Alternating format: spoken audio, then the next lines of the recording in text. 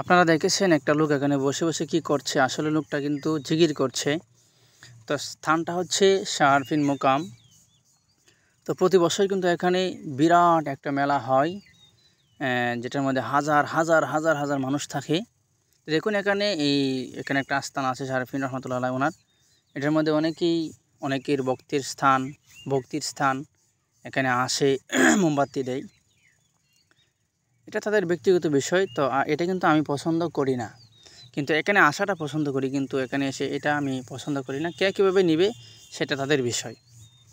তো এই বছর কিন্তু মেলা হয় নাই, তবে কিন্তু মোটামুটি মানুষ হয়েছে। যেখানে 1 লক্ষ মানুষ হওয়ার কথা কিংবা 10 লক্ষ মানুষ হওয়ার কথা, এখানে হয়তো 1000 মানুষ কিংবা 500 মানুষ এরকম হয়েছে। দেখুন এখানে অনেকেই সেখানে গিয়ে বসে আছে কিংবা মোমবাতি দিচ্ছে। তো আমরা এদিকে চলে আসতেছিলাম।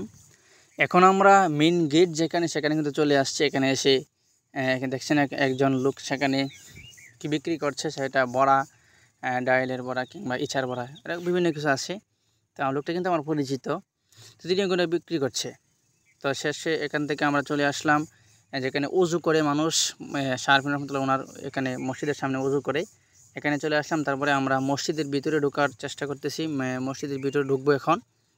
দেখুন আপনারা, আমরা কিন্তু মসজিদের ভিতরে ঢুকে গেলাম। দেখুন বারান্দাতে অনেক মানুষ সেখানে শুয়ে আছে, ঘুমাচ্ছে। তারপরে যখন ভিতরে ঢুকবেন দেখবেন একটা লোক, এই দেখেন একটা লোক কিন্তু এখানে বসে আছে, বসে বসে জিকির করছে। তো ওই দৃশ্যটা কিন্তু আপনাদেরকে দেখানোর জন্য আমার আজকে এই ভিডিওটা। দেখুন এখানে অনেকেই কিন্তু অনেক মন্তব্য করেছে, এখানে গাঁজা খাওয়া হয়, অনেক কিছু করা হয়। দেখুন এখানে শুধু গাঁজা খাওয়া হয় বিষয়টা কিন্তু এমন নয়।